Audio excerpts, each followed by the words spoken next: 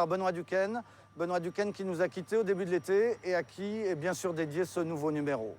Ce soir, on va s'intéresser à la sécurité aérienne. Les accidents, les catastrophes se sont multipliés cet été. Un avion civil abattu par un missile au-dessus de l'Ukraine, un crash toujours inexpliqué au-dessus du Sahara au Mali. Et puis bien sûr ce mystère qui persiste, mais où est donc passé l'avion de la Malaysia, disparu depuis 6 mois maintenant et dont on est toujours absolument sans nouvelles 6 mois après. Les compagnies aériennes prennent-elles trop de risques? C'est le thème de ce 271e numéro de Complément d'enquête. Tous les copilotes qui ont été engagés dans cette compagnie ont dû payer 55 000 € cash. Incroyable. Et inutile de vous dire que vous n'aurez aucun salaire là-bas. Pas de salaire. Non. Et c'est comme ça dans toutes les compagnies avec qui je travaille.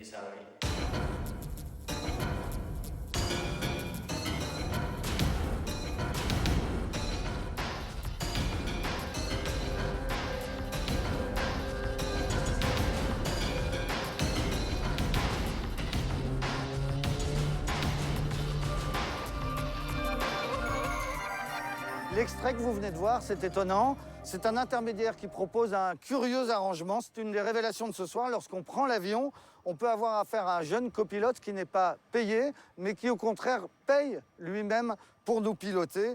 On va vous expliquer. On va aussi revenir sur l'un des drames de l'été, le vol Ouagadougou-Alger qui s'est écrasé au Mali avec 118 personnes à bord. Un vol d'Air Algérie sous-traité à une petite compagnie espagnole. Vous verrez que lorsqu'on prend un billet d'avion, on ne sait pas exactement avec quelle compagnie on va voler. C'est le système de l'affrètement que l'on va décrypter.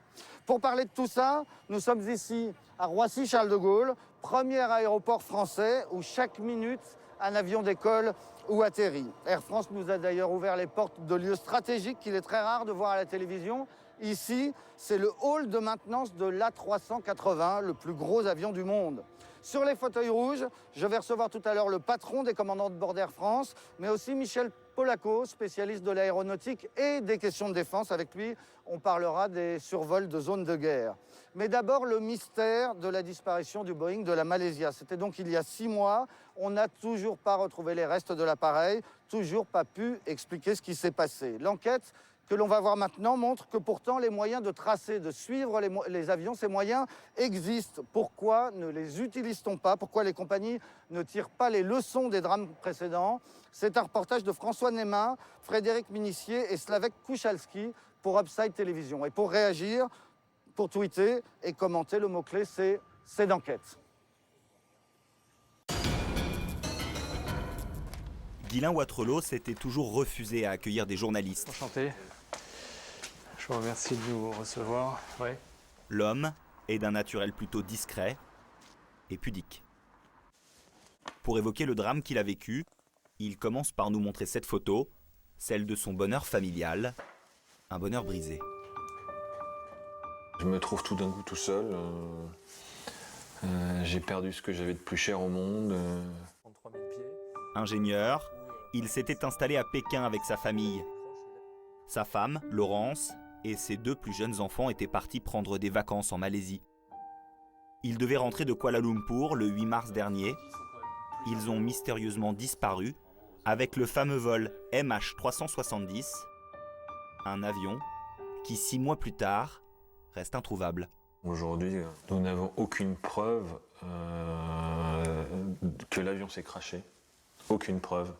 Tant que vous n'avez pas de preuves, vous ne savez pas. Moi j'ai un fils qui a 20 ans et je pense qu'il est toujours dans le déni. Inconsciemment, oui. Je pense qu'il y a des jours où j'espère encore, oui.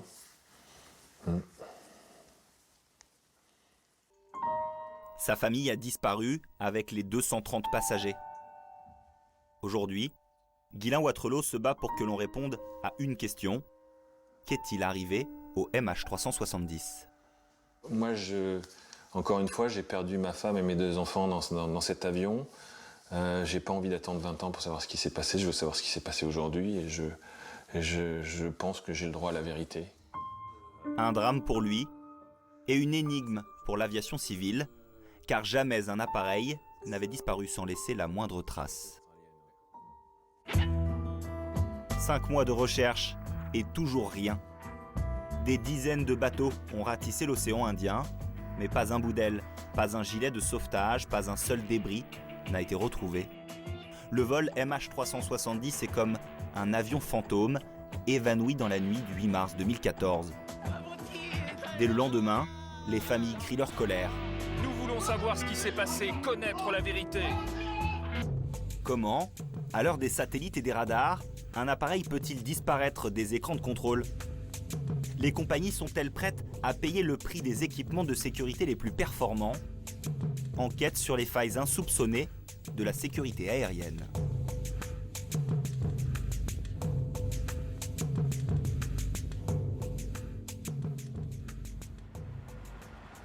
Pour tenter de percer le mystère du MH370, nous avons demandé à un ancien commandant de bord, Jean Serrat, de répéter minute par minute les principales étapes du vol.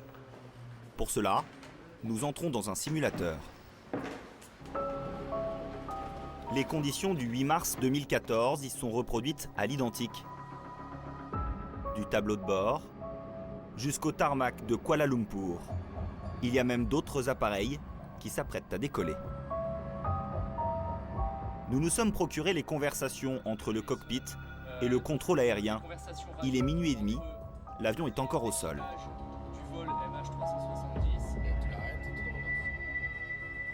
Voyage 270 straight to Beijing via Pibos Alpha departure 6000 feet squawk 2157. Beijing Pibos Alpha 6000 squawk 2157. Malaysian 370, thank you. Il vient de lui donner un code du transpondeur 2157. Je vais mettre le transpondeur sur marche et à partir de maintenant, les contrôleurs aériens qui vont recevoir le message du transpondeur avec 2157 sur leur écran, ils verront apparaître MH370 et l'altitude de l'avion. C'est donc grâce à cet appareil, le transpondeur, que le contrôle au sol a pu suivre le MH370, du moins au début. Un peu après minuit 30, l'appareil se dirige vers la piste 32, puis lance ses réacteurs. Top. Décollage. À minuit 41, il décolle. Et lors des 40 premières minutes, tout est normal. L'avion atteint sa vitesse et son altitude de croisière. Level change. Conformément à son plan de vol, il se dirige vers Pékin. Et lorsqu'il est sur le point de quitter l'espace aérien malaisien, à 1h19, nouvelle et dernière communication avec le contrôle au sol. Malaysian 370, contact Ho Chi Minh 120.9. Good night. Good night, Malaysian 370. 2 minutes plus tard, tout bascule. D'un seul coup, l'avion va disparaître des écrans. Radar, puisque le transpondeur ici est mis sur off. Le transpondeur est mystérieusement coupé. L'avion disparaît des écrans radars. Et quand les contrôleurs aériens tentent de le joindre par radio, pas de réponse. Dans ces cas-là, un plan d'urgence est normalement déclenché. C'est en tout cas ce qui se passe dans la plupart des pays du monde. En France, tout se joue à Athis-Mons, en région parisienne. Derrière ces barbelés, à la Direction générale de l'aviation civile, un bâtiment ultra protégé où sont surveillés les milliers d'avions qui traversent l'espace aérien français. Les signaux envoyés par les transpondeurs des avions sont suivis sur ces écrans. Voici le ciel aux alentours de Roissy, une ruche. Pour éviter les collisions, chaque avion est identifié. Celui-ci, c'est le AF645. 134 signifie qu'il vole à 13 400 pieds, 4000 mètres d'altitude. La flèche indique qu'il descend. Par radio, les contrôleurs les guident dans le ciel. Bonjour Air France 3852, montée niveau 260, vitesse libre, la route Valcure. Route Valcure, mon niveau 260, vitesse libre, France 3852, merci. Les pilotes doivent impérativement répondre, sinon voilà ce qu'il se passe. Bravo Romeo Sierra 4639, descend flight level 70. Depuis 2 minutes, ces deux contrôleuses n'arrivent plus à joindre un avion brésilien.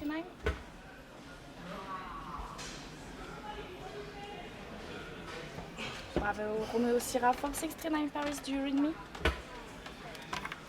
Là, par exemple, il ne répond pas. Une des deux contrôleuses appelle immédiatement le chef de salle. Bah, il va falloir qu'on le récupère quand même pour lui donner les consignes. Il y en a qui ne répond plus. BRS 4639, arrivé le boucher là. Leur chef leur demande d'insister.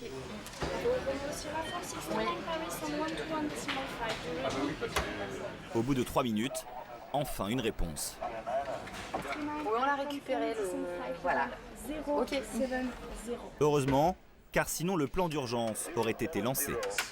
Soit déclencher des phases d'alerte parce qu'on pense qu'il y a eu un accident, soit faire appeler les militaires pour qu'ils fassent décoller la chasse pour voir si tout se passe bien à bord.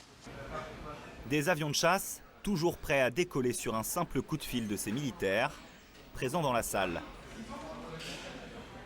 Mais pour le MH370, aucun des pays survolés n'a réagi. Jamais l'armée de l'air malaisienne n'a jugé bon d'intervenir. Pourtant, à 1h30, le Boeing n'est plus sur les écrans radars et les pilotes ne répondent à aucun appel. Plus inquiétant encore, l'avion va opérer un virage à l'ouest et quitter complètement son plan de vol. C'est ce que révèlent d'autres radars militaires ceux-là qui ont pu le suivre pendant encore plus d'1 heure. À 2h40 du matin, selon la version officielle, les radars militaires l'auraient eux aussi perdu de vue. Où est ensuite allé l'avion ? Au-dessus de l'océan, plus aucun radar. Impossible alors de connaître sa trajectoire. Voilà pourquoi la zone de recherche est immense. Un avion qui disparaît au-dessus de l'océan et dont on recherche l'épave pendant des mois. Ça n'est pas la première fois que ça arrive. Cette catastrophe en rappelle une autre, celle du 1er juin 2009. Bonsoir, un seul titre dans l'actualité ce soir, la disparition d'un Airbus d'Air France dans l'Atlantique Sud avec 228 personnes à bord. Lancés à la recherche de l'appareil, les secouristes ont mis 6 jours à retrouver quelques débris de l'Airbus d'Air France qui assurait la liaison entre Rio et Paris. Mais surtout, il a fallu 2 ans pour localiser l'épave et ses boîtes noires. Avec la disparition de l'avion malaisien, certains accusent. On ne tirerait pas les leçons des accidents précédents. C'est ce qui met en colère Laurent Lamy. On continue de rabâcher les mêmes choses, mais qu'est-ce qu'ils attendent pour faire quelque chose ? Le Rio-Paris, c'est le combat de sa vie. Il a gardé toutes les coupures de presse sur cet accident. Son frère Eric était dans cet avion. 5 ans après, la douleur est intacte. Il avait 36 ans. Okay. Ce qui l'a le plus marqué, c'est de ne pas savoir pendant des jours où était l'avion ni ce qui s'était passé. Une attente qui a laissé naître tous les espoirs, même les plus fous. On se raccroche au moindre petit, même infinitésimal espoir. On veut croire que tout ça n'est qu'un cauchemar et que oui, ils ont pu, par exemple, nager, aller se rendre sur une île, enfin des choses qui, pour nous... Ça, vous l'avez imaginé, vous, pour votre frère ? On me disait peut-être qu'il a pu s'en sortir. Après tout, on n'avait quasiment aucune information. Donc oui, c'est quelque chose que j'ai imaginé. Aujourd'hui, je reconnais que ça n'est pas rationnel. À la tête d'une association de victimes, Laurent Lamy réclame depuis 5 ans un suivi des avions, minute par minute. Assurer un suivi en temps quasi réel, y compris au-dessus des océans, là où il n'y a pas de radar. Si on avait la position d'un avion toutes les minutes, eh bien on n'en serait pas encore aujourd'hui à chercher le MH370. Et il est évident qu'il y a 5 ans, on aurait retrouvé aussi les F447 beaucoup plus rapidement. On n'aurait pas mis 2 ans pour le retrouver et ça n'aurait pas coûté des millions d'euros comme ça a été le cas. C'est comme si ça n'avait servi à rien, quoi. Donc on n'a pas su tirer les leçons du passé. À l'heure du GPS et des satellites, comment est-il encore possible de perdre la trace des avions au-dessus des océans ? Juste après le drame du Rio-Paris, le BEA, qui enquête sur les accidents, avait déjà recommandé qu'on puisse suivre les avions à la trace. Car les moyens techniques existent, mais ils sont très coûteux et très peu de compagnies les ont mis en place.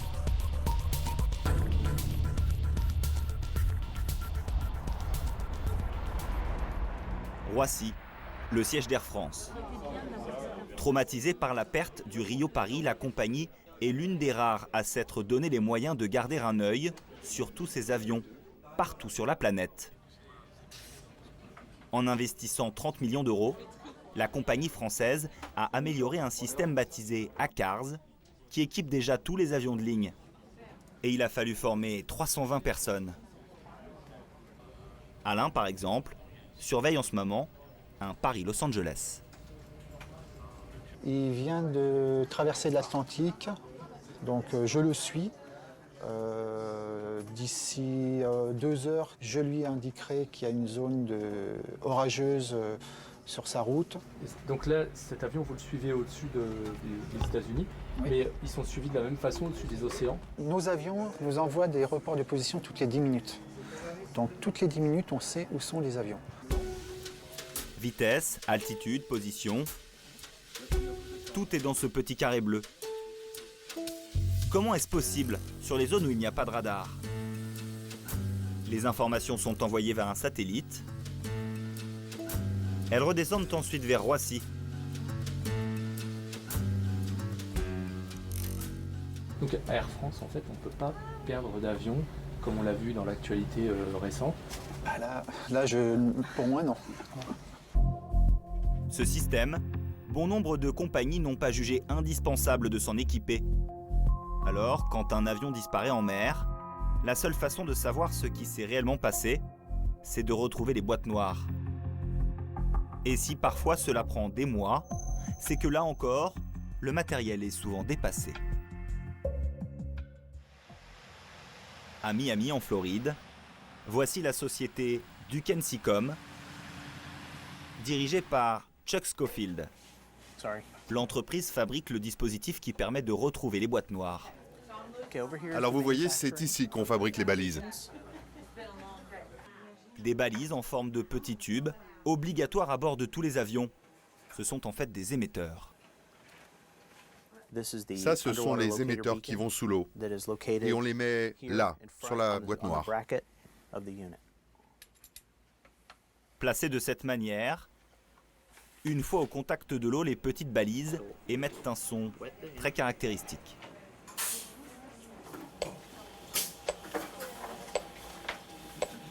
C'est ce son-là qui est recherché. Quand un bateau équipé d'une sonde recherche une épave ou une boîte noire sous l'eau, c'est ça qu'il cherche à capter. Un système éprouvé et qui semble infaillible. Pourtant, ces balises ont une portée limitée.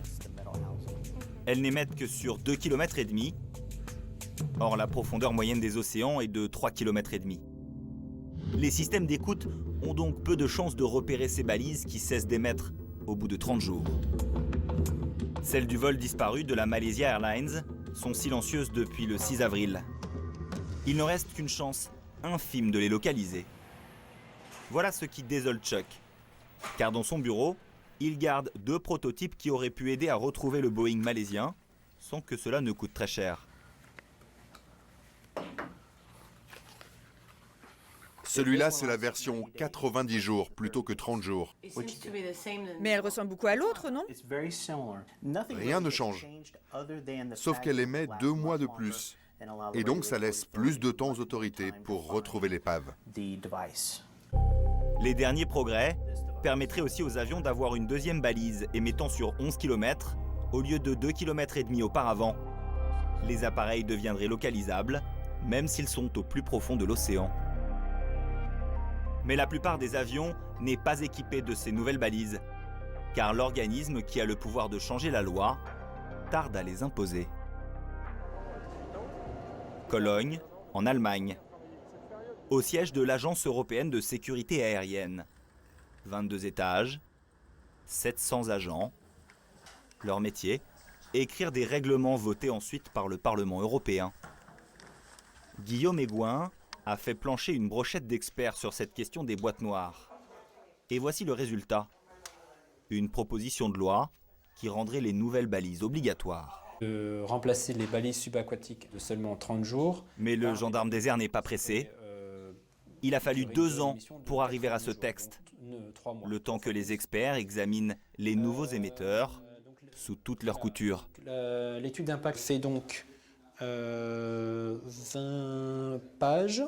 20 pages d'études pour des balises déjà opérationnelles. Et c'est vrai que cette façon de travailler, forcément, ne favorise pas la vitesse. Par contre, elle permet de faire une démonstration qui, ensuite, est extrêmement solide et qui n'est plus contestable. Voilà. Il risque de s'écouler encore un peu de temps avant que ces balises ne soient installées à bord de tous les appareils. Les compagnies auront jusqu'en 2018 pour s'équiper.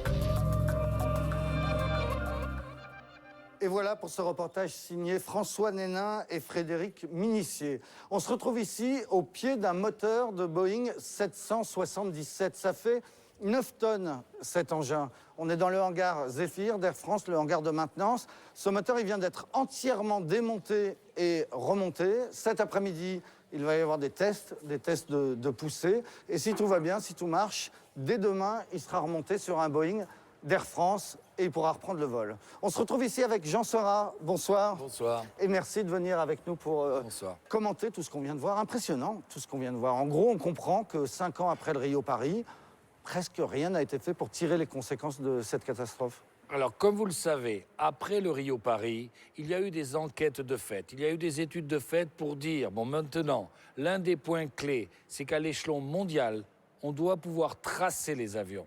Visiblement, ça n'a pas été suivi des faits. Quelques 5 ans plus tard, nous avons des avions comme malheureusement le MH370 qui étaient équipés avec un moyen que vous pouviez à la fois couper de l'intérieur si vous aviez de mauvaises intentions ou carrément qui était indétectable parce que le système n'a pas progressé alors que ça ne coûtait pas beaucoup d'argent. Et donc à l'heure où on parle, il y a toujours dans le ciel, au-dessus des océans, des avions qu'on ne peut pas détecter. On ne sait pas où ils sont. Moi, j'ai un téléphone portable sur moi. Vous en avez un aussi. Tout le monde sait où on se trouve à chaque minute. Les avions avec 300 passagers à bord, on ne sait pas où ils sont. Totalement. Et en plus, avec l'exemple que vous prenez de votre téléphone, rappelez-vous qu'on vous détecte votre téléphone parce qu'il est en marche.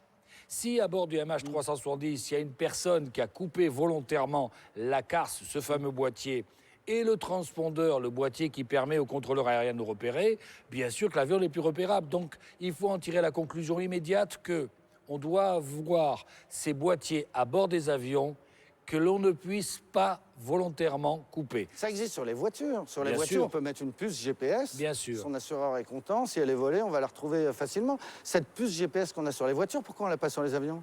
Alors, l'un des problèmes, c'est un problème d'argent.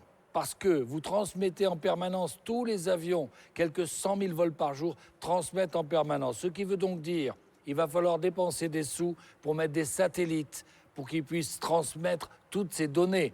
Alors, jusqu'à présent, soyons clairs, je pense qu'une des raisons pour lesquelles les conclusions du Paris-Rio n'ont pas été suivies des faits, c'est à nouveau une question d'argent. Mais je pense qu'avec le MH370, les choses vont changer. Alors justement, sur ce vol malaisien dont on ne comprend toujours pas ce qu'il est devenu, ce qui a pu se passer, on est 6 mois après aujourd'hui.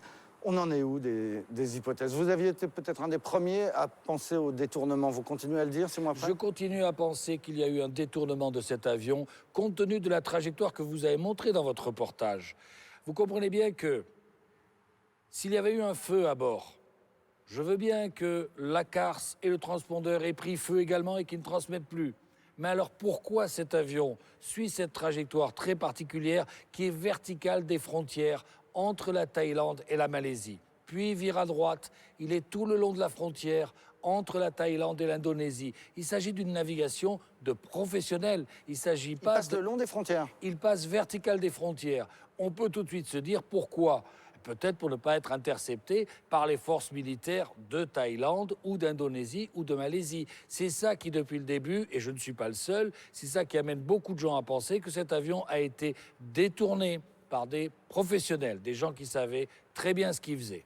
Et une des directions qu'il prend, elle mène vers la base américaine de Diego Garcia, une très grande base américaine dans l'océan. Nous sommes nombreux à penser que la base la plus importante au monde, stratégique, extrêmement importante, avec armement nucléaire, c'est la base de Diego Garcia qui se trouve au sud des Maldives, à peu près 2000 km au sud de l'Inde. Et on est nombreux à penser que peut-être cet avion a été détourné par des gens qui voulaient faire un 11 septembre bis sur cette base de Diego Garcia. C'est tout à fait plausible. C'est une hypothèse. On saura un jour? Je suis persuadé qu'on sera. Ce que j'aimerais, c'est que, comme pour le fameux avion de la Coréenne, qu'on n'ait pas la réalité des faits 15 ans plus tard. Ce serait bien que nous ayons les faits le plus tôt possible. Mais rappelez-vous que des gens qui habitaient une île des Maldives ont vu passer, ils ont témoigné une semaine après, qu'ils ont vu passer l'avion à basse altitude à 5 h du matin. On n'en entend plus parler. Merci Jean Seurat pour ces explications.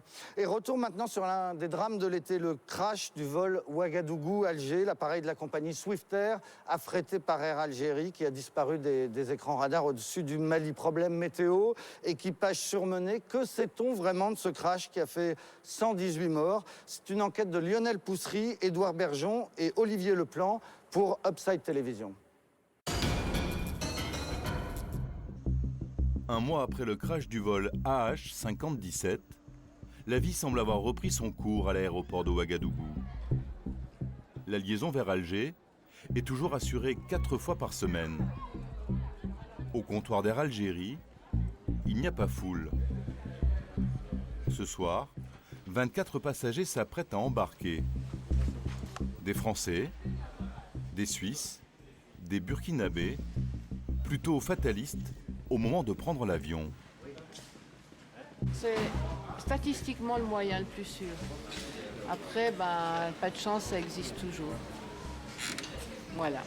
Je pense que ça fait 60 ans l'aéroport de Ouaga n'a jamais eu rien. Chaque aéroport son tour. Air France est crashé aussi. Nous filmons avec l'accord des autorités de l'aéroport. Mais un représentant de la compagnie va tenter d'interrompre notre tournage. Vous êtes en train de filmer un vol Air Algérie sans le consentement de la compagnie. Il vous faut votre autorisation? Bien sûr, monsieur. Air Algérie s'est enfermé dans le silence depuis la catastrophe. Depuis qu'un de ses avions a disparu des écrans radars au-dessus du Mali, avec 116 personnes à bord. La nouvelle est tombée le 24 juillet, au lendemain du crash d'un ATR à Taïwan et une semaine après l'explosion d'un Boeing au-dessus de l'Ukraine. La série noire dans l'aérien se poursuit. Édition spéciale ce soir après la disparition d'un avion d'Air Algérie. À bord, 54 Français, 23 Burkinabés. Parmi les victimes, plusieurs familles qui rentraient de vacances au Burkina Faso.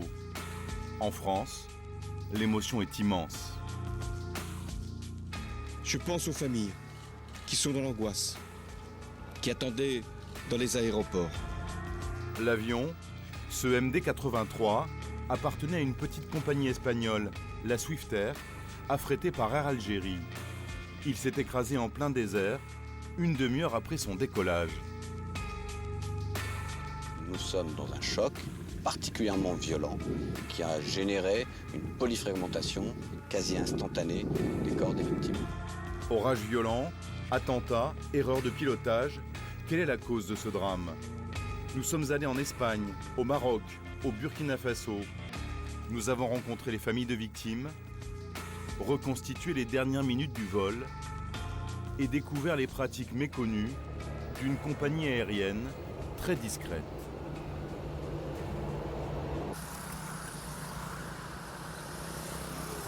À Ouagadougou, certains ont payé un lourd tribut dans ce drame.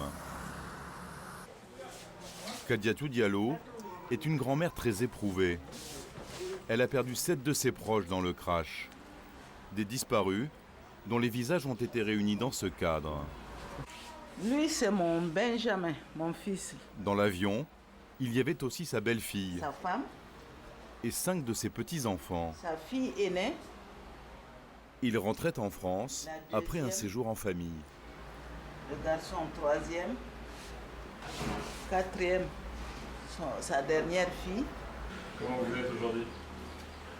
J'ai tout remis à Dieu, sinon je ne tiendrai pas debout. Dans cet album, elle a rassemblé les photos de leurs dernières vacances et des derniers instants partagés avec eux. C'était quelques heures avant le drame. C'est votre petite fille? Oui, là. Et son père. Elle a été prise quand cette photo? Hein? À l'aéroport. Le jour de leur départ. À l'aéroport. Et les enfants ne voulaient pas partir. La dernière, là, elle est venue, mon frère, elle a attrapé sa jambe comme ça, en disant « Papi, moi, je veux rester avec toi ». Son père est venu la chercher près de moi et tous les trois, on était là. C'est là où la petite s'est mise à pleurer. Et elle nous a fait pleurer tous. Hein. Oui. Juste avant le départ. Avant le départ. Aujourd'hui, les familles de victimes sont seules avec leurs souvenirs et leurs douleurs, sans avoir pu se recueillir sur les dépouilles de leurs proches. De l'avion et de ses passagers, il ne reste presque rien. Juste cette terre brûlée, ces traînées noires et des morceaux de carlingue déchiquetés. Un périmètre de 300 mètres carrés où les boîtes noires de l'avion ont été retrouvées. L'une d'elles, celle qui enregistre les paramètres techniques, a commencé à parler, permettant aux enquêteurs du bureau enquête et analyse de reconstituer les dernières minutes du vol. L'avion part en virage à gauche et se met à perdre rapidement de l'altitude. L'appareil n'a pas explosé en vol, mais s'est désintégré en touchant le sol. À 500 mètres d'altitude, juste avant le crash, l'avion était toujours en état de marche. On peut estimer qu'il y a environ 1 seconde entre ce dernier point enregistré et l'impact de l'avion avec le sol. Difficile donc d'imaginer que l'avion ait été la cible d'un engin explosif. Alors que s'est-il passé? L'appareil décolle à 1h15 de Ouagadougou. Cette nuit-là, le ciel est dégagé, mais tous ceux qui travaillent sur le tarmac savent que l'avion affrété par Air Algérie va affronter un orage. Les conditions météorologiques, c'était mauvais pour tout le monde avec 1000 km ou 900 km. Les images satellites de la zone montrent un front orageux qui monte à plus de 10 000 mètres et barre le passage entre le Burkina Faso et l'Afrique du Nord. 15 minutes après le décollage, les écrans de la tour de contrôle enregistrent cette image. L'avion amorce un virage vers l'ouest pour contourner les orages. Cette trajectoire, le BEA l'a reconstituée et nous l'avons montrée à Jean-Luc Potier. Ce pilote connaît très bien cette zone de l'Afrique et il a longtemps volé sur le même appareil que l'équipage du AH-5017. On peut difficilement comprendre pourquoi il rase ce nuage aussi près. Pourquoi il n'a pas été plus à gauche pour éviter carrément cette masse nuageuse? Il y a plusieurs réponses possibles également. Une histoire de carburant, d'autonomie, l'histoire de temps de vol. Est-ce qu'il a pris cette décision pour gagner du temps? Plein de questions peuvent se poser. Les pilotes se sont-ils laissés piéger par les conditions météo? Étaient-ils assez expérimentés pour voler dans cette zone où les orages sont violents et dangereux? Ces questions, nous sommes allés les poser au sous-traitant d'Air Algérie, la compagnie Swiftair. Jusqu'au crash, c'est elle qui assurait la liaison entre Ouagadougou et Alger. Dans la banlieue de Madrid, le siège de cette entreprise a des allures de bunker assiégé. Portes fermées, fenêtres occultées, les journalistes en sont réduits à faire le pied de grue en attendant la sortie d'un salarié.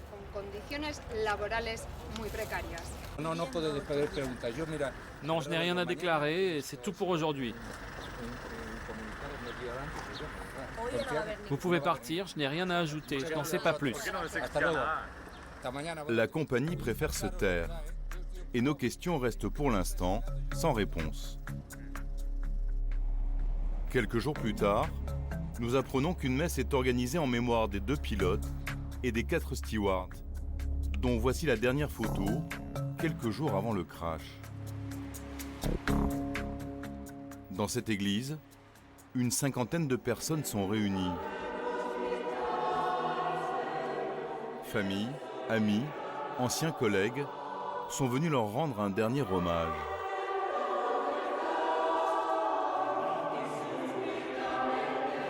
Après la cérémonie, plusieurs pilotes tiennent à défendre la mémoire de leurs collègues décédés. Le commandant de bord, Agustín Comrón, et la copilote, Isabel Gost. Toute erreur venant des pilotes, je l'écarte. C'est impossible, absolument impossible. Je ne connais personne qui ait autant d'expérience qu'Agustín. Avant de passer 3 ans chez Swiftair, il a été commandant de bord pendant de nombreuses années. Isabelle était une très grande professionnelle. Et c'était une pilote très expérimentée. Dans ce concert d'éloges, il y a une note un peu dissonante. Cette jeune femme était la meilleure amie de Federico Cardenas, l'un des stewards. Il lui avait confié être fatigué par ses cadences de travail. On s'est parlé quelques jours avant l'accident. Il faisait beaucoup d'heures de travail. Il volait plusieurs jours d'affilée. 7 jours de suite. Il était fatigué. Federico n'était pas le seul à s'en plaindre.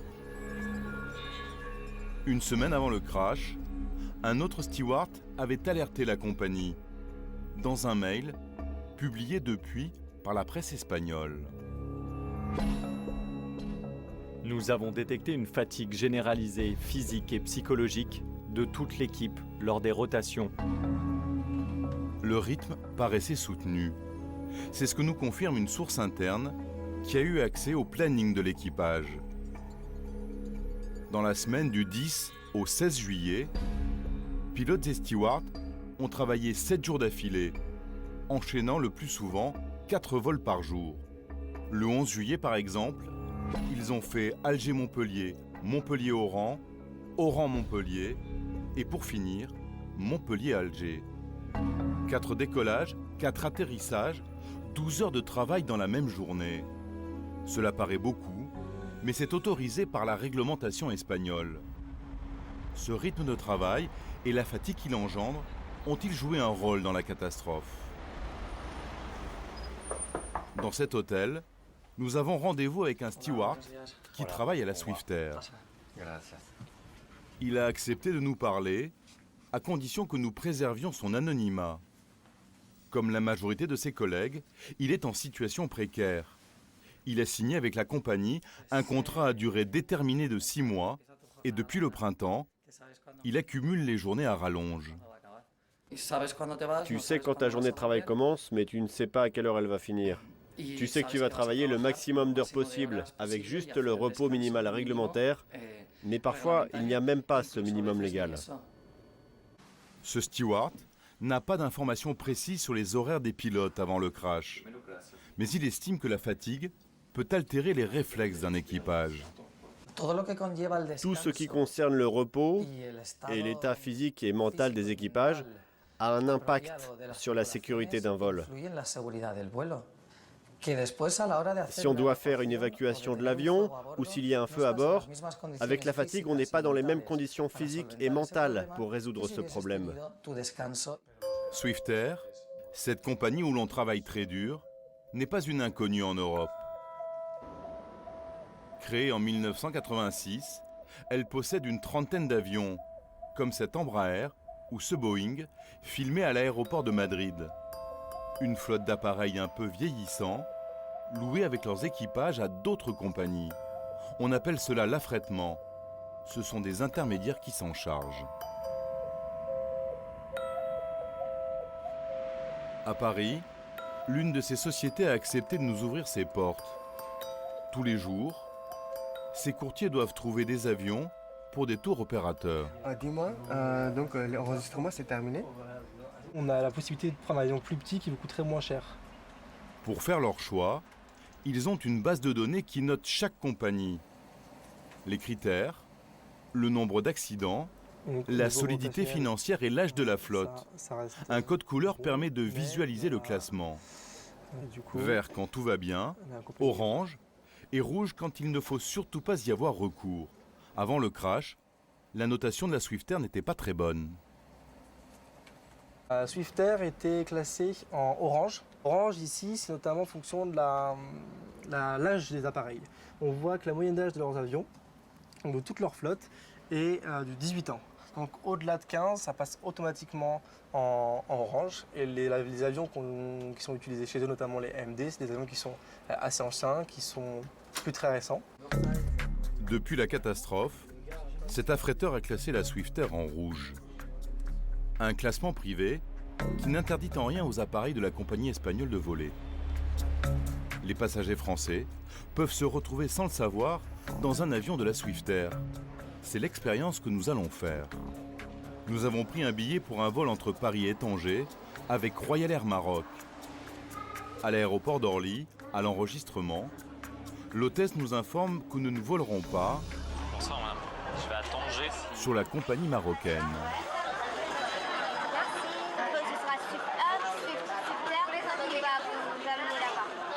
Ce sera par le Royal Air Maroc, mais ce sera Swiftair. Et pourquoi ça m'arrive à moi alors? Bah, vous avez vu la malchance de prendre votre vol aujourd'hui. C'est tout ce que je peux vous dire. L'avion qui va nous emmener au Maroc, le voici. C'est un MD-83, exactement le même que celui qui s'est abîmé au Mali. Il n'est pas siglé, mais il appartient bien à la Swiftair. Depuis le crash, beaucoup de passagers s'inquiètent. Parce que c'est la dernière fois que déjà, pourquoi on paye Air Maroc et que c'est un bazar là. Non, nous on a payé Air Maroc. Oui, madame, vous avez payé, alors ouais, vous allez avoir les mêmes services d'abord. Ouais, peut-être pas la même écoute. Parfois, certains passagers refusent d'embarquer. Mais ce soir, tous montent à bord, où ils sont accueillis par un équipage espagnol. L'appareil n'est pas tout jeune, il a 25 ans. Mais le vol se fera sans encombre, jusqu'à l'aéroport de Tanger. À 2600 km de là, à Ouagadougou, la liaison vers Alger a été reprise en direct par Air Algérie. Sur cette ligne aujourd'hui, on ne voit plus d'avions de la Swiftair.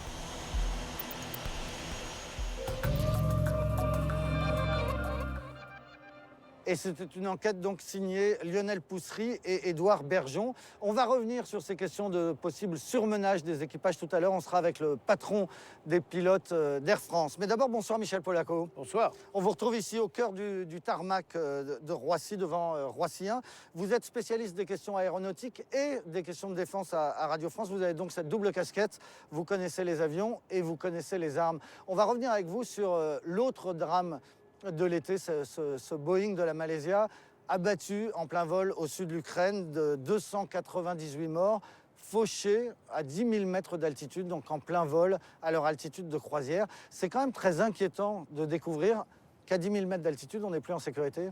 À 10 000 mètres d'altitude, on n'est pas en sécurité si des gens tirent des missiles sur les avions. Mais en principe, personne ne le fait. Il se trouve que dans cette région, depuis quelques semaines, car ça a commencé en fait au début du mois de juin, les pro-russes ont commencé à tirer sur des avions et des hélicoptères des forces régulières ukrainiennes. Et ce jour-là, probablement, utilisant l'une des batteries de missiles dont ils disposent, parce qu'il faut savoir qu'en Ukraine, il y a énormément d'armes qui sont demeurées après l'explosion de l'URSS, en utilisant l'une de ces batteries de missiles pour probablement abattre un avion qu'ils pensaient être un avion militaire, avec ce missile très performant qu'ils utilisaient, qui est un missile antimissile, eh bien, ils ont touché cet avion civil et l'ont abattu. Mais on est dans une situation tout à fait exceptionnelle. Pourquoi on continuait? Pourquoi les compagnies continuaient à survoler l'Ukraine?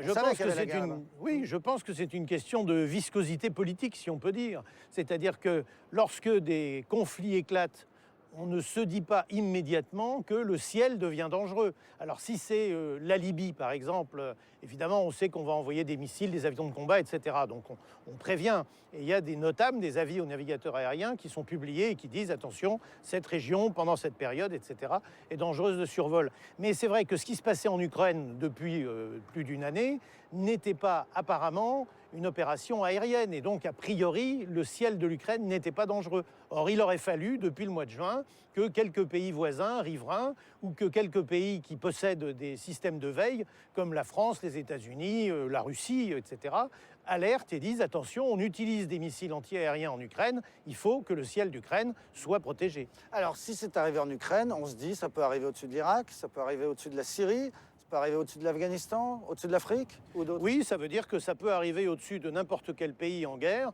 où des combattants disposent d'armes et peuvent commettre des erreurs. Alors d'armes assez sophistiquées, mais il faut savoir que ces armes, ces missiles antimissiles ou ces missiles anti-aériens très performants, il y en a beaucoup qui traînent dans le monde. Il y a des régions où il y en a plus, il y a des régions où il y en a moins. Mais regardez par exemple à Gaza, on a vu que les Gazaouis étaient capables, les gens du Hamas étaient capables de tirer des missiles à presque 70 km du terrain de Gaza. C'est des missiles sol-sol, c'est vrai, mais qu'est-ce qui nous dit que demain, ils ne pourront pas disposer de missiles solaires, puisque manifestement, il y a des armes qui traînent partout. Les zones les plus dangereuses du monde aujourd'hui pour vous? Regardez la Syrie. La Syrie est un pays qu'il faut prendre au sérieux. À un moment donné, on voulait attaquer la Syrie et les forces régulières du président Assad. Il faut bien se dire que ça aurait présenté un véritable danger et qu'il aurait fallu évidemment interdire le survol de la Syrie aux avions civils. Michel Polaco, quelques chiffres. En ce moment même, il y a à peu près 1 million de passagers qui volent, là, dont certains qui viennent de décoller d'ici Roissy. Dans le monde, oui. Dans le monde. Un peu plus de 3 milliards de passagers par an. Combien de morts? Il y a en gros les bonnes années, depuis une dizaine d'années, entre 200 et 500 morts par an, comparé aux 3 milliards 200, 3 milliards 300 millions de passagers qui montent dans les avions tous les ans. C'est-à-dire que ce chiffre est très faible. Vous allez nous dire, l'avion, c'est le transport le plus... Oui, c'est le transport le plus sûr. Néanmoins, l'aviation tend vers le risque zéro. Et il faut reconnaître que les quelques catastrophes auxquelles on a assisté ces derniers mois sont des catastrophes qui rentrent dans la catégorie dite évitable. Ça ne devrait pas se produire. Donc il faut quand même encore améliorer le système de sécurité technique, le système de sécurité politique contre le terrorisme, parce qu'il n'est pas normal qu'on prenne des risques avec sa vie quand on monte dans un avion civil. Donc vous, Michel Polaco, vous continuez à prendre l'avion tranquille? Moi, je continue à prendre l'avion tranquille parce que je sais que sur les 30 000 avions qui volent, mon risque d'être victime d'un accident est quasiment inexistant, oui. Et surtout si le pilote est bon. Merci Michel Polaco. On va maintenant parler d'un métier que vous connaissez bien, le métier de pilote de ligne, métier de rêve, métier très bien payé. Mais pour les jeunes, ça devient vraiment très difficile de rentrer dans la carrière. Certains sont même obligés de payer pour pouvoir travailler. C'est une des révélations de ce reportage de Lionel Poussery, François Richard et Gaël Hubert pour Upside Télévision. Avec lui, la vie semble toujours simple. Bon, ça va être un vol sympa. Ouais. Toujours bronzé et le sourire vissé aux lèvres, Éric Prévost a tout du parfait pilote. À 47 ans, ce commandant de bord au costume impeccable pilote des longs courriers chez Air France. Le sommet d'une carrière.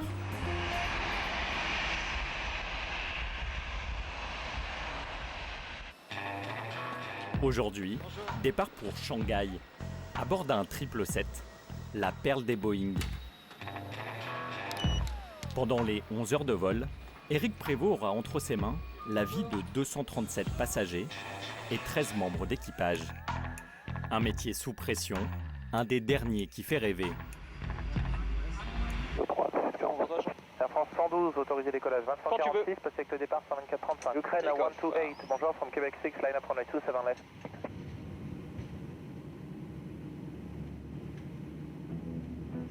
Décollage sans accroc. Je prends légèrement à gauche, à 2 degrés, d'accord? Ouais, d'accord. Le commandant de bord nous emmène dans son décor favori, à 10 000 mètres d'altitude. Derrière ses lunettes, les yeux d'Éric Prévost ne sont jamais blasés, même après 25 ans, à survoler tous les paysages de la planète.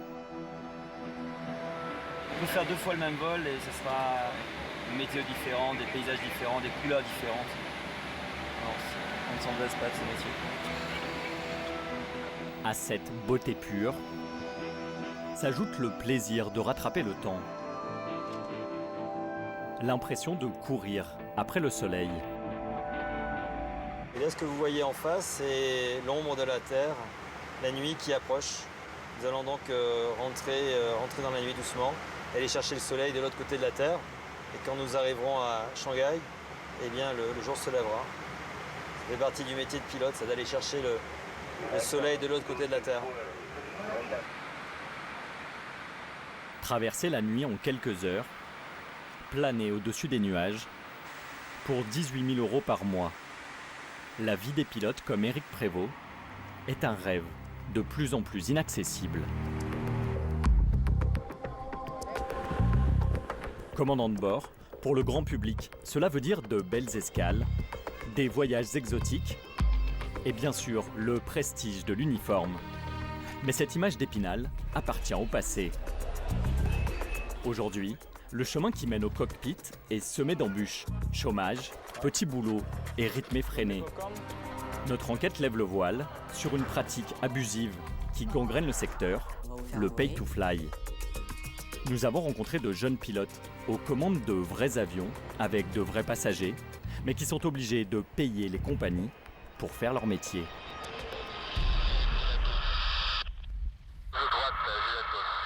En France,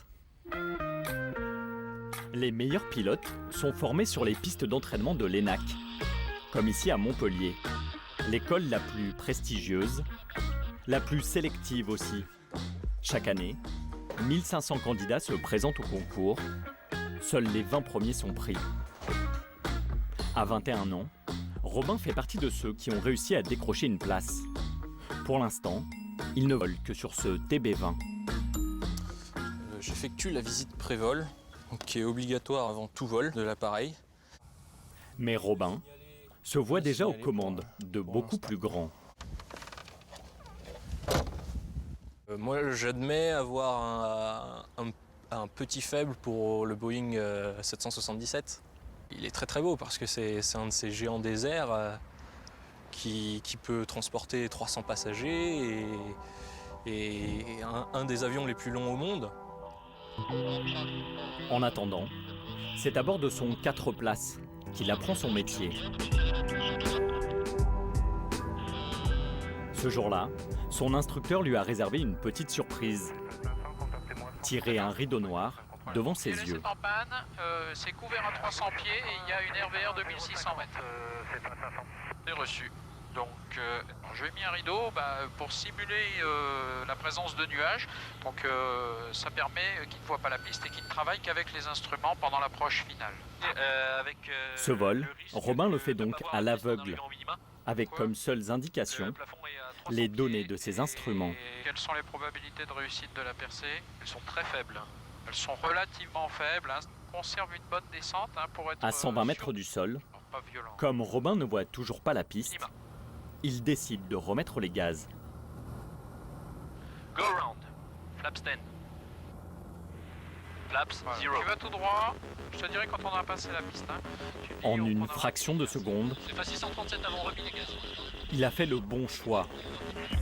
Pour avoir ses bons réflexes, un seul secret, des manuels épais, appris par cœur, et l'entraînement, y compris dans des simulateurs, pour apprendre à gérer d'autres pannes.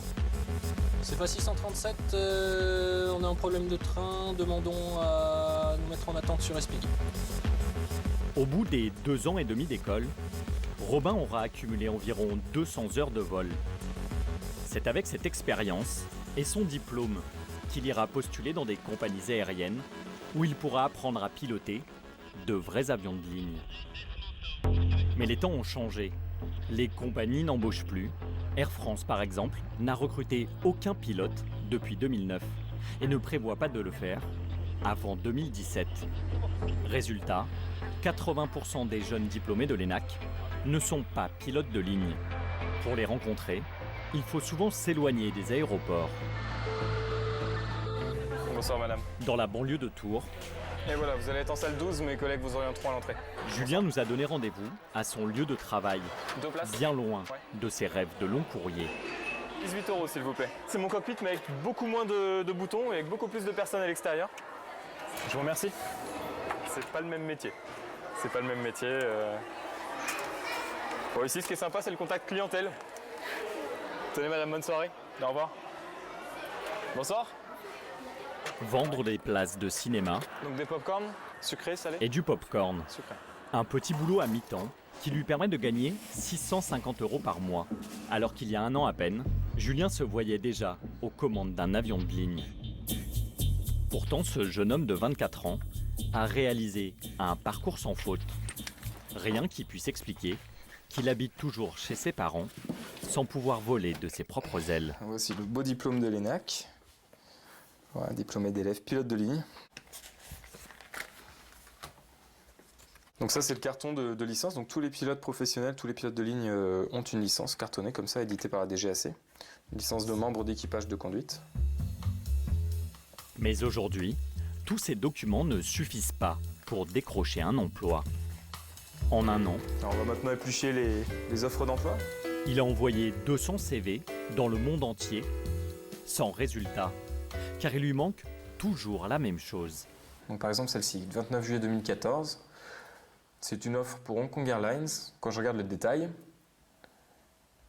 ils précisent qu'ils embauchent des copilotes sur A320, sur A320 des personnes qualifiées et non qualifiées. Là, vous pourriez postuler pour A320 en tant que copilote non qualifié. D'après les premières lignes, oui. Mais à la fin de l'annonce, il est précisé que pour postuler, il faut avoir déjà volé 500 heures sur un avion de ligne. Donc là, on est dans le cas typique d'offres qui pourraient me correspondre, mais qui finalement ne me correspondent pas. Pourquoi ? Parce que je n'ai pas du tout l'expérience requise. Comme de nombreux autres jeunes pilotes, Julien est dans une impasse. Certaines sociétés en profitent. Sur Internet, on trouve d'autres annonces étonnantes. Des propositions de postes pour effectuer justement ces 500 heures sur des Boeing 737 ou des Airbus A320. Derrière ces offres, des sociétés intermédiaires. Elles ont mis en place un système décrié, le Pay to Fly. Littéralement, le payer pour voler.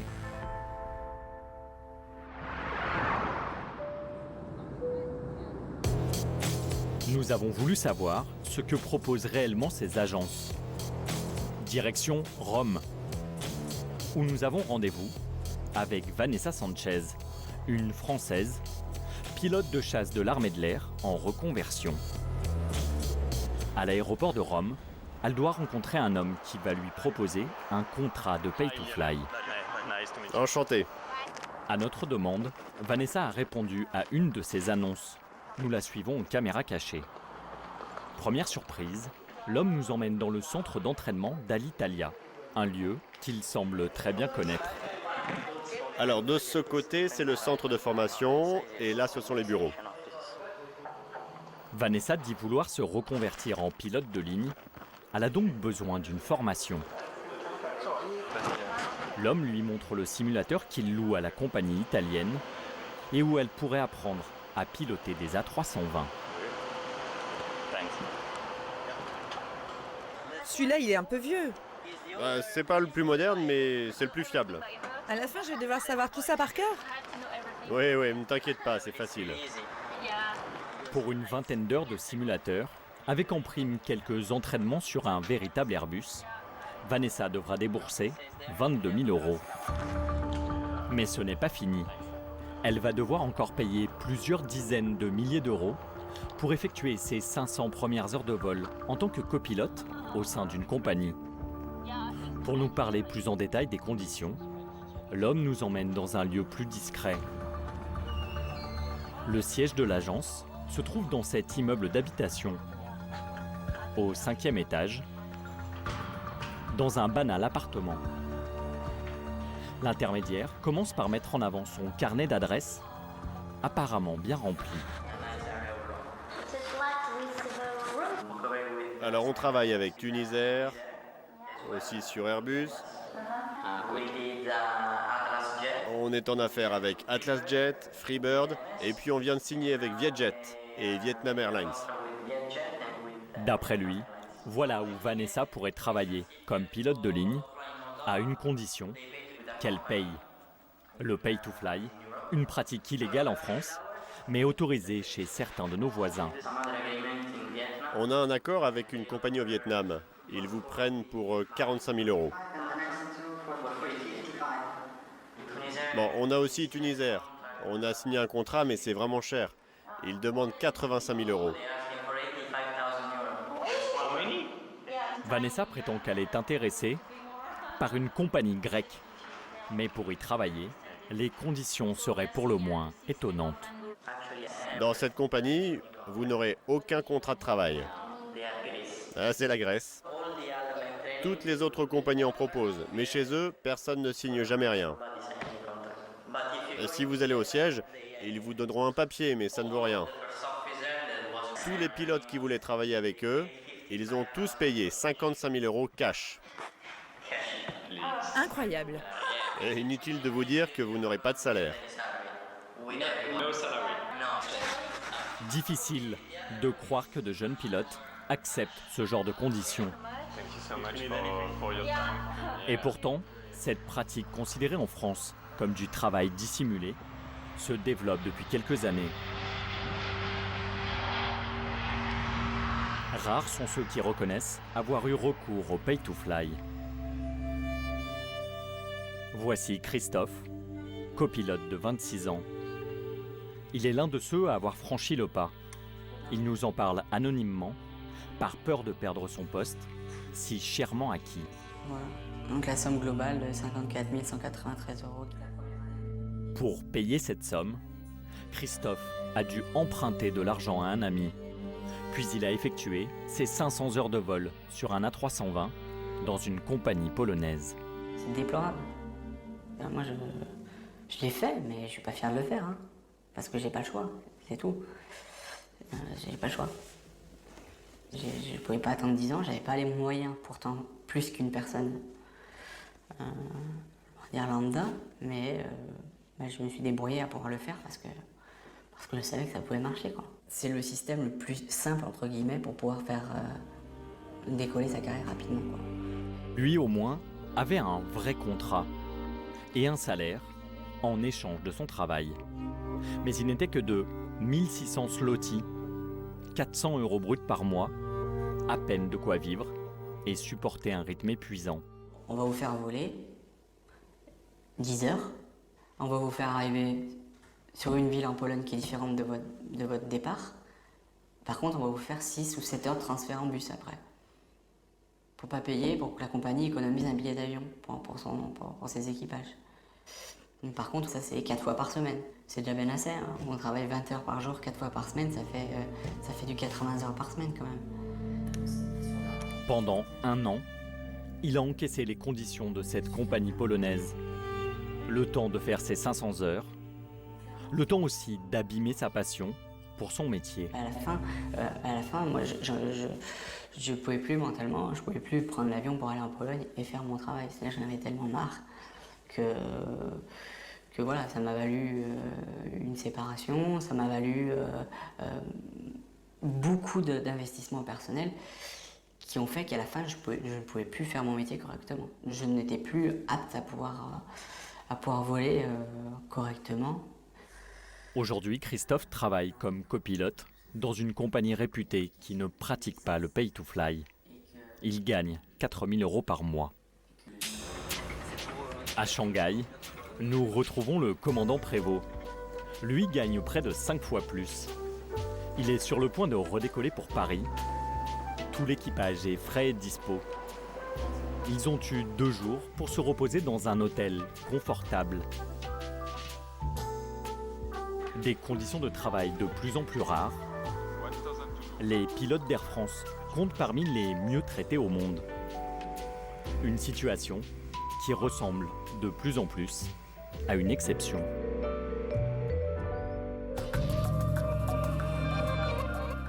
Le dur métier de jeune pilote, c'est un reportage de Lionel Poussery et de François Richard. Là, on est sous un A380, le plus gros avion civil du monde, et on est dans le hangar de maintenance que Air France a dû construire spécialement à la mesure de ce géant. 90 mètres sous plafond, 25 000 mètres carrés au sol, c'est immense. Cet avion, il vient d'arriver. Tous les 45 jours, il s'arrête pour une maintenance complète. Ça va durer 48 heures et ensuite il repart. Là, en l'occurrence, il a fallu commencer par le désinfecter parce qu'il avait ramené des puces, des punaises de New York. Il a été parfaitement désinfecté. Les opérations de maintenance vont maintenant pouvoir commencer. Bonsoir Eric Schramm. Bonsoir Nicolas Poincaré. Vous êtes le directeur des opérations aériennes d'Air France, le chef de tous les pilotes, on peut dire. Vous-même, vous continuez à voler, vous rentrez de San Francisco, vous repartez à New York? Voilà, je suis rentré de San Francisco la semaine dernière. Je vole sur Boeing 777. Mon prochain vol, effectivement, la semaine prochaine, c'est effectivement, je vais à New York. Dans certaines compagnies low cost, on l'a vu dans le reportage, les horaires sont absolument terribles. Ça peut aller, je crois, la législation européenne autorise 13 heures par jour de vol, plus les heures de préparation. On est à 17 heures de travail dans la journée? Oui, ça c'est les règles maximales qui puissent être utilisées. Des compagnies comme la nôtre, on est totalement décalé de ces maxima. Et puis, ce qui est très, très important, c'est de mettre en place un système de gestion du risque fatigue. Parce que la maîtrise de la fatigue au sein des équipages, au sein des cockpits, est essentielle pour la sécurité du vol. C'est la question qu'on se pose. Quand on vole 13 heures plus la préparation, est-ce qu'on est encore capable de piloter en toute sécurité ou est-ce que ces compagnies prennent des risques? Alors nous, à Air France, on fait des vols de 13 heures. On fait des vols long courriers. Quand vous allez à Santiago ou à Singapour, vous volez plus de 14 heures. Mais on a des équipages renforcés. On organise à bord des tours de repos pour que, au moment crucial de l'approche et de l'atterrissage, eh bien, les deux pilotes qui sont aux commandes soient tout à fait reposés et performants. Moi, ce qui m'a vraiment surpris, et je ne sais pas quel mot je dois utiliser, mais c'est ce jeune qui travaille en Pologne, qui est exploité dans des conditions qui sont horribles, enfin, je trouve, et qui se traduisent in fine par un problème de sécurité des vols. Parce que si ce qu'il dit est vrai, il fait des amplitudes de 20 heures avec des transferts en bus, etc. Il paye en plus. Voilà, je trouve ça... et c'est dangereux ou pas pour les passagers? Je pense que c'est dangereux. Alors les jeunes Français qui ont autant de mal à commencer leur carrière, c'est notamment parce qu'Air France n'embauche plus de pilotes. Depuis 2009, il n'y a plus d'embauche. Il n'en est pas prévu encore avant 2017 ou 2018, à part dans votre filiale low cost. Alors, les deux effets majeurs qui ont conduit à cette situation sont, d'une part, la crise économique, qui fait qu'il y a quand même eu un ralentissement de la croissance. Nous avions, dans le début des années 2000, à Air France, une croissance qui était très très forte. On a eu beaucoup d'ouvertures de lignes, beaucoup d'achats d'avions, beaucoup d'embauches de pilotes.